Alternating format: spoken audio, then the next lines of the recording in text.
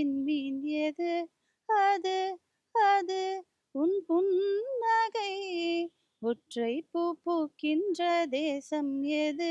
அது அது உன் பாதுகை. துடிக்கும் எரிமலை எது? அது என் நெஞ்சம் தானடி. இன்ஸ்டாகிராம்ல எல்லாருக்குமே ஒவ்வொரு விதமான ஒரு கன்டென்ட்ஸ் போடுறாங்க. ஆனா நீங்க வந்து இப்ப ரீசென்ட் டைம்ல பார்க்கும்போது ஒரு ஹெல்த்தியான ஒரு வீடியோ. நீங்க அழகா ஒரு மியூசிக் பாடிட்டு இருந்தீங்க. எல்லாரும் உங்கள கவனிச்சுட்டு இருந்தாங்க. சிட்லப்பாக்கம் பார்க்ல ஆமா, ஆமா. பாடியிருந்தீங்க ரைட்? பார்க்ல பாட வேண்டிய ஒரு கட்டாயத்துக்குள்ள எதுக்கு போனீங்க ஃபர்ஸ்ட்? ஏன் பாட ஆரம்பிச்சீங்க? ஆக்சுவலி நான் வந்து சைல்ட்ஹுட்லேருந்து கத்துக்கிறேன் மியூசிக்கு. ஸோ எனக்கு பாடுறது வந்து ஒரு ஸ்ட்ரெஸ் பஸ்டர் மாதிரி தான். So whenever I feel very low ஒரு மாதிரி இருந்ததுன்னா, நான் கண்டிப்பா போய் பஸ்ட் அவுட் பண்றதுக்கு கண்டிப்பா பாடுவேன் நானு. பட் அன்னைக்கு வந்து ரொம்ப மைண்ட் ஃப்ரீயா ஒரு ரிலாக்ஸா இருந்தது. சரி அங்க எப்பவுமே நான் யூசுவலா பாடுவேன் ஏரிக்கரையில. அன்னைக்கு வந்து வீடியோ கூட எடுக்கிறதுக்கு ஆள் இல்ல. ஆக்சுவலா பக்கத்துல இருந்தவங்க எடுத்து குடுத்தது தான் அந்த வீடியோவுமே. ஓகே. நானே அந்த வீடியோவ திரும்ப திரும்ப பார்த்துட்டு இருக்கேன். என்ன அப்படி நம்ம எப்பவும் பாடி போடுறோம். இது யூசுவலா நார்மலா அதுவும் ட்ரெஸ்ஸும் பார்த்தீங்கன்னா, ரொம்ப கேஷுவலா தான் போய் நான் பாடி சரி ஒரு காஸ்க்காக தான் ஆக்சுவலா அவங்க பிளைண்ட் ஸ்டூடண்ட்ஸ்க்காக தான் அத கண்டக்ட் பண்றாங்க. ஸோ நான் பாடிட்டு பே பண்ணிட்டு வருவேன் நானு. ஸோ அன்னைக்கும் ரேண்டமா சும்மா ஏதோ ஒண்ணு பாடலாம் அப்படின்னு சீரியஸா இது அன்பார்ச்சுனேட் எதிர்பார்க்காத ஒரு விஷயம் தான். எனக்கே ஒரு சர்ப்ரைஸ் தான் இது ஆக்சுவலா. ஓகே. ஆக்சுவலி அந்த வீடியோல ஆமா. கீழ வந்து லைக் பே பண்ற மாரி இருப்பாங்க. ஆமா. அதோட ரீசன் என்ன? அதுதான் அவங்க வந்து கண் பார்வையற்ற அந்த பசங்கள வந்து படிக்க வைக்கிறாங்க. பிஏ, பிஎல் படிக்க வைக்கிறாங்க. ஸோ அதுல வந்து 12 பேர் நினைக்கிறேன். அந்த குழுவுல வந்து 12 பேர் இருக்காங்க. பிஏ, பிஎல் பிளஸ் இன்னொரு டிகிரி ஒண்ணு. அதுக்காக அவங்க டொனேட் ஃபண்ட் கலெக்ட் பண்ணி அவங்க குடுக்குறாங்க. உங்கள பத்தி முதல்ல தெரிஞ்சுக்கலாம். சாய் கோமலாவ பத்தி ஃபர்ஸ்ட் ஒரு இன்ட்ரோடக்ஷனே இல்லாம போயிடுச்சு. ஃபர்ஸ்ட் ஒரு இன்ட்ரோடக்ஷன் போவோம். முதல்ல உங்கள பத்தி சொல்லுங்க. அதான் நான் வந்து ஹோம்ல வளர்ந்த பொண்ணு தான். ஸோ எனக்கு அம்மா இருந்தாங்க. அம்மா வந்து தனியா ஸ்டே பண்ணி இருந்தாங்க. ஸோ நான் சின்ன வயசுல இருந்து என்னோட சைல்ட்ஹுட் ஃபுல்லாவே ஹா ஹா ஹாஸ்டல், ஹோம் அந்த மாரி தான் இருக்கும். ஸோ படிச்சு அங்க ஹாஸ்டல்ல வந்து எனக்கு கத்துக் குடுத்தவங்க வந்து பிளைண்ட் தான் ஆக்சுவலா. ஸோ எனக்கு அந்த கனெக்ட் தான் நெனைக்கிறேன். அதனால தான் மேபி ஏன்னா அவங்க கூடவே இருப்பேன் நானு. எங்க கூட்டிட்டு போறது, வரதுலருந்து அவங்க பாட்டு அவங்களுக்கு என்ன ரொம்ப பிடிக்கும். ஸோ பாடும்போதெல்லாம் கூப்பிட்டு என்ன பக்கத்துல உட்கார வச்சுப்பாங்க. ஸோ கேட்டு கேட்டே நெறைய கத்துக்கிட்டேன் நானு அவங்க கிட்ட. ஸோ அதுலருந்து தான் ஸ்டார்ட் ஆச்சு. நான் யூசுவலி ரொம்ப சின்ன வயசுலேருந்து இருக்கேன். ஒரு 3 1/2 இயர்ஸ்லேருந்து அங்க இருக்கேன் நானு. அதுக்கப்புறம் கலாக்ஷேத்ரா டிகிரி வந்து நான் கலாக்ஷேத்ரா ஜாயின் பண்ணேன். ஸோ அங்க 4 இயர்ஸ் டிகிரி முடிச்சு அது வந்து டிப்ளமா கோர்ஸ். ஸோ டிகிரியும் முடிச்சுட்டு, இப்போ நான் ஸ்கூல்ல டீச் பண்ணிட்டு இருக்கேன். ஓகே. லைக் உங்களோட அப்பா என்ன ஆனாரு? அப்பா வந்து செப்பரேட் ஆயிட்டாங்க 2 பேருமே. ஓகே. அப்பா, அம்மா, அம்மா. அப்பா. கன்சீவ் ஆன உடனே அம்மா தனியா வந்துட்டாங்க. ஸோ அப்பா இருக்காரு, இப்பவும் இருக்காரு. ஸோ ஆக்சுவலா அதுதான். நான் வந்து இத்தன வருஷம் அவர பார்க்கணும், பேசணும்னு நெனச்சிருக்கேன் நெறைய வாட்டி. பட் என் பார்ட்னர் அவர்தான் மென்டர் ஆக்சுவலா அவர் தான் எனக்கு நான் லைஃப்ல ஒரு ஒரு ஸ்டெப் மேல வந்தேன்னா, அவரு தான் அதுக்கு பெரிய காரணமே ஆக்சுவலா. ஏன்னா நான் வந்து எப்படின்னா ரொம்ப டிப்ரஷன்ல இது லைஃப் என்னடா நம்மளுக்கு இப்படியே போகுது. எதுவுமே நடக்காது போலயே. Seriously he guided me a lot ஆக்சுவலா. நான் சின்ன வயசுல இருந்து பார்க்கணும்னு நெனச்சது வந்து ஒரு 2 இயர்ஸ் முன்னாடி தான் நான் இவர் மூலியமா நான் போய் மீட் பண்ணேன். ஓகே. உங்க பயாலஜிக்கல் ஃபாதர ஃபாதர 2 இயர்ஸ்க்கு முன்னாடி தான் பார்த்தேன். பார்த்தீங்களே! ஆமா. ஓகே. நான் அதுவரைக்கும் அவர பார்த்ததே கிடையாது நானு. ஒரு வாட்டி டிவோர்ஸ் ஆகும்போது மட்டும் கோர்ட்ல பார்த்தேன். அதுவும் அவர் ஃபேஸ் பார்த்ததில்ல நானு. ஸோ தூரத்துல எங்கேயோ இருந்து அம்மா காமிச்சாங்க. அதான் அவங்க அப்பா அப்படின்னு சொல்லி நான் அது பார்த்து அவர் எப்படி இருப்பாருன்னு கூட ஒரு இது இல்ல.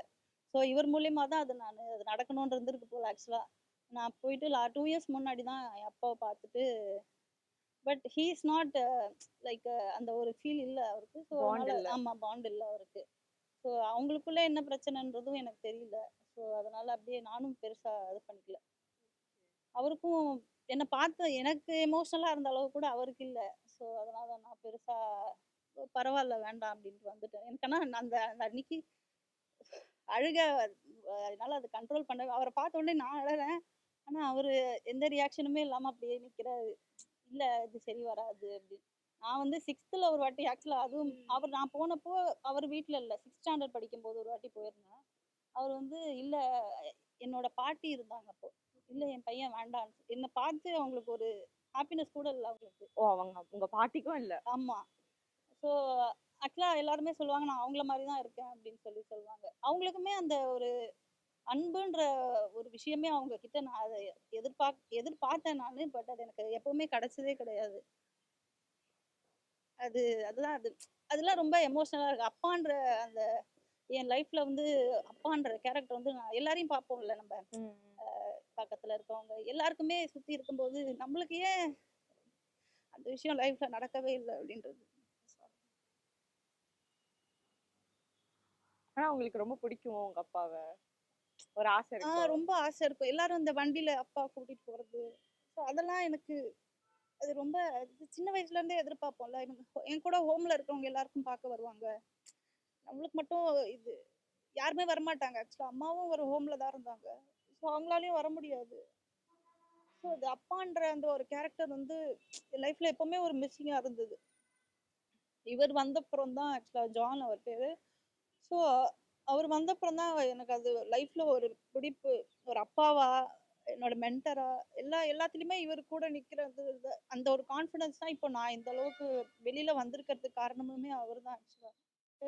ஹஸ்பண்டும் ஆக்சுவலா எதுலயுமே என்ன ரெஸ்ட்ரிக்ட் பண்ணவே மாட்டாரு. இவ்ளோ பேர் இருந்தாலும் அந்த அப்பான்ற அந்த ஒரு இது வந்து எப்பவுமே ஒரு மிஸ்ஸிங் இதுல இருக்கு. இப்பவுமே என்ட்ட அவர் நம்பர் என்கிட்ட இருக்கு. ஆனா அவருக்கும் அத பேசணும்னு தோணல. எனக்கும் அது உங்க என்னமோ அப்பாக்கு தெரியல. வேற ஒரு மேரேஜ் ஆயிடுச்சா? இல்ல ஆகல. அவர் வந்து அவர் ஓ! சிஸ்டர்ஸோட தான் இருக்காங்க.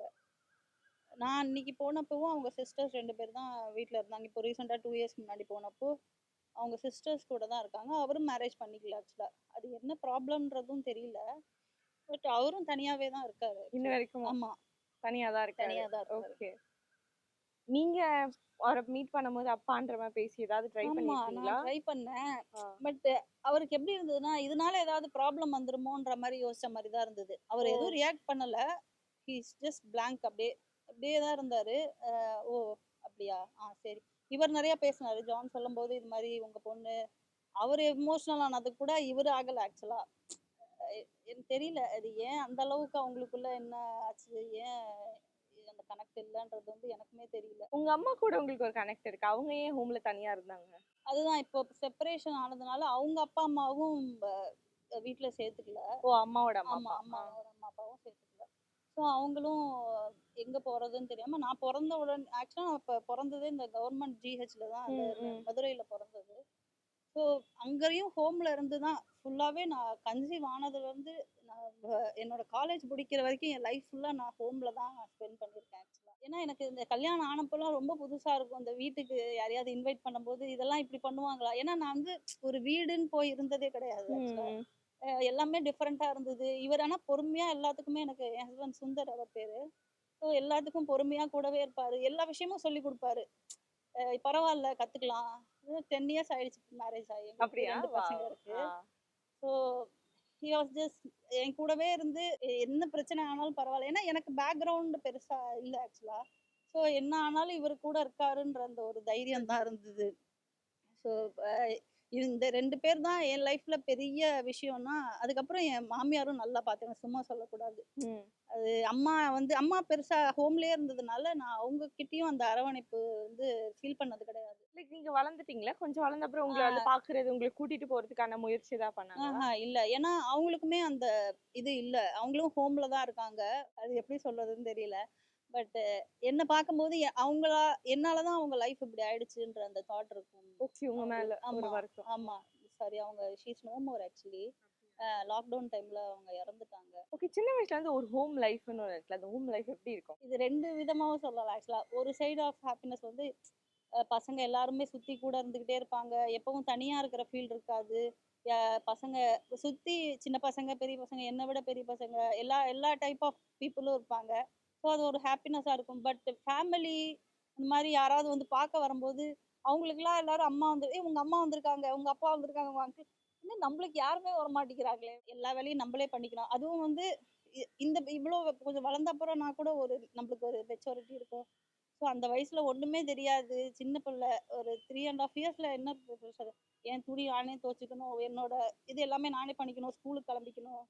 எல்லாமே என்னோடது நானே தானே என் லைஃப் ஃபுல்லா வந்து ம ட மணி அடிச்சா சோறுன்ற மாரி தான். ஒரு விதத்துல ஹேப்பியா இருந்தாலும், அது இன்னொரு விதத்துல ரொம்ப ஏன்னா நெறைய பேரு காயப்படுத்துவாங்க. ஸோ பின்னாடி கேட்கறதுக்கு யாரும் இருக்க மாட்டாங்கல்ல. ஸோ அதனால நெறைய எப்படி சொல்றது? அது கொஞ்சம் இதுவா தான் இருக்கும். பட் என்ன சொல்றது? இவங்களுக்கு கேட்கறதுக்கு யாரும் இல்ல. ஆனா ஹாஸ்டல்ல வந்து ரொம்ப செக்யூர்டா தான் பார்த்துப்பாங்க. அத பத்தி நான் என்ன நல்லா படிக்க வச்சாங்க. எல்லாமே நல்லா தான் குடுத்தாங்க. பட் வந்து அது அதையும் மிஸ்யூஸ் பண்றதுக்கு ஒரு சில பேர் இருப்பாங்க. அந்த மாதிரி எனக்குன்னு இல்ல. எங்க ஹோம்ல நாங்க ஒரு 20, 30 பேருக்கு மேல இருந்தோம். எல்லாருமே கேர்ள்ஸ் தான் ஆக்சுவலா. ஸோ இது வந்து மோர் ஓவர் ஒரு பெயின் தான் இருந்திருக்கு நெறையா. நான் வெளி உலகமே பார்த்ததில்ல ஆக்சுவலா. இந்த சினிமா தியேட்டர் போறது, அதெல்லாம் ஒரு பெரிய கனவா இருக்கும். இப்ப யார் கூடயாவது வண்டியில போணும், அதெல்லாம் நடந்ததே கிடையாது. சின்ன சின்ன ஆசை தான். பட் எல்லாமே அந்த வயசுல நடக்கலல்ல எதுவுமே எனக்கு. ஸோ அது வந்து ஒரு பெரிய வலி தான். ஓகே. முதல்ல எப்படி லவ் பண்ணீங்க? உங்க ஹஸ்பண்ட் எங்க மீட் பண்ணீங்க? அது எப்படி அதுதான். இருந்தது? அது ஒரு என்ன சொல்றது? காதல் கோட்டை மாரி தான். ஃபோன்ல பேசி தான் தெரியும். எனக்கு நான் அவர முன்ன பின்ன பார்த்தது கிடையாது. ஓ! ஸோ ஃப்ரெண்ட் மூலியமா வந்து பேசு, சும்மா பேசு அப்படின்னு சொல்லி நம்பர் குடுத்தாங்க. அப்ப பெருசா நான் எதுவும் எதிர்பார்க்கல. பட் ஜஸ்ட் லைக் தட் தான் பேச ஆரம்பிச்சோம். ஸோ அது வந்து அப்படியே அது அந்த கேர் வந்து நான் சொன்னேன்ல, அது எனக்கு எப்பவுமே அது கிடைச்சதே இல்ல. He takes care. அது அது நல்லா பார்த்துப்பாரு என்ன. சின்ன விஷயம்னாலும் இது பண்ணு, அது பண்ணு. ஒண்ணும் இல்ல சின்ன விஷயம் இருமும்போது தண்ணி குடி, தண்ணி குடி. அப்படி கூட நம்மளுக்கு ஒரு ஆள் இருக்க ஓகே. மாட்டாங்க. ஆ. தண்ணி குடி அப்படின்னு பக்கத்துல இருந்து எடுத்து குடி. எல்லாமே அவரு ஒரு எனக்கு ஃபர்ஸ்ட் மேல் ஃபிகர் ஒரு நல்லா என்ன பார்த்துக்கிட்டதுன்னா என் ஹஸ்பண்ட் மட்டும் தான். ஓகே. ஸோ எனக்குமே அவ்ளோ தைரியம் வந்து நான் அவர தான் பண்ணிப்பேன்னு ஸ்டபர்னா நின்னு தான் ஆக்சுவலா பெரிய பிரச்சனை பண்ணாங்க. போலீஸ் கேஸ்லாம் ஆயி, யாரு ஒத்துக்கல? ஆன்டி இதான் என்ன படிக்க வச்சவங்க. ஓ! அவங்க. Okay, okay. ஆ. ஏன்னா அவங்க நெறையா ஸ்பெண்ட் பண்ணி படிக்க வச்சாங்க என்ன. ம், ம். ஸோ ஷி எக்ஸ்பெக்டட் அந்த பாட்டு லெவல்ல நான் நல்லா ரீச் ஆகணும் அப்படின்னு நெனச்சாங்க. ஸோ நான் அத வந்து பாதியிலேயே அவங்க கனவ நான் உடைச்சுட்ட மாரி ஆயிடுச்சு. ஸோ அதனால இல்ல இப்போ வேண்டான்ற மாரி தான் சொன்னாங்க. தெரியல. ஆனா அவங்க வந்து 2 விதமாவும் பேசுனாங்க. அத நான் எப்படி தப்பா எடுத்துக்கிட்டேனா என்னன்னு தெரியல. இல்ல நான் இவர் தான் வேணும்னு சொல்லி நான் வந்துட்டேன். ஸோ அவங்க கேஸ்லாம் போட்டு பிரச்சனையாயி, திருவான்மியூர் ஸ்டேஷன்ல தான் இதெல்லாம் நடந்தது. ஸோ அது ஒரு பெரிய பிரச்சனை. ஆனா அந்த அவ்ளோ பிரச்சனையிலயும் இப்ப வேற யாராவதா இருந்தா, இல்ல இல்ல வேண்டாம் அப்படின்ட்டு விட்டு போயிருப்பாங்க. இவரு அப்பவும் என் கூடவே நின்னாரு. ஸோ அது வந்து ஒரு பெரிய மரியாதை எனக்கு அவர் மேல.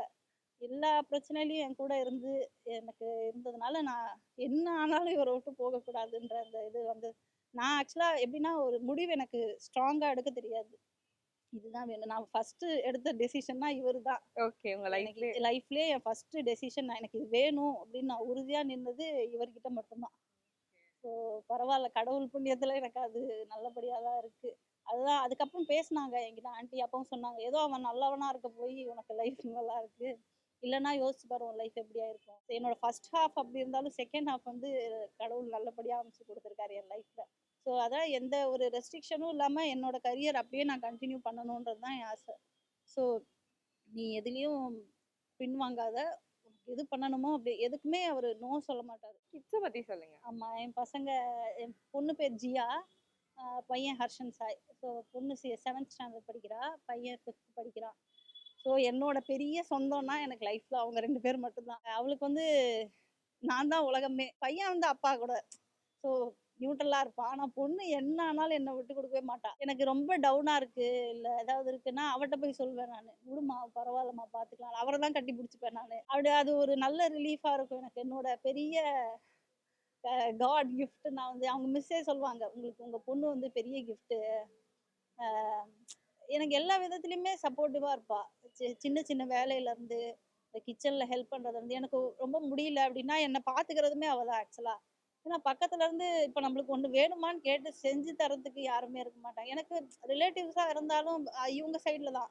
எனக்கு பர்சனலா யாரும் பெருசா இல்ல. ஸோ எனக்கு ஒண்ணு வேணும்னா அவ தான் இருப்பா எப்பவுமே. இப்போ டெய்லி எனக்கு என்ன வேணும்ன்றது எனக்கு என்ன வேணும்னு கேட்டு செஞ்சு குடுப்பா. ஆக்சுவலா நான் அவளுக்கு அம்மாவா? இல்ல அவ எனக்கு அம்மாவான்றதே எனக்கு சம்டைம்ஸ் ஒரு மாரி டவுட்ஃபுல்லாவே இருக்கும். சம்டைம்ஸ் எனக்கே ஆச்சரியமா இருக்கும். ஏன்னா அவ கூட படிக்கிற பசங்கலாம் சொல்லுவாங்க. எனக்கு தோசை சமையல் எல்லாமே பண்ணுவா. எனக்கே ஆச்சரியமா இருக்கும். ஒரு ஒரு டிஷ்ஷும் YouTubeல பார்த்து செஞ்சு குடுப்பா.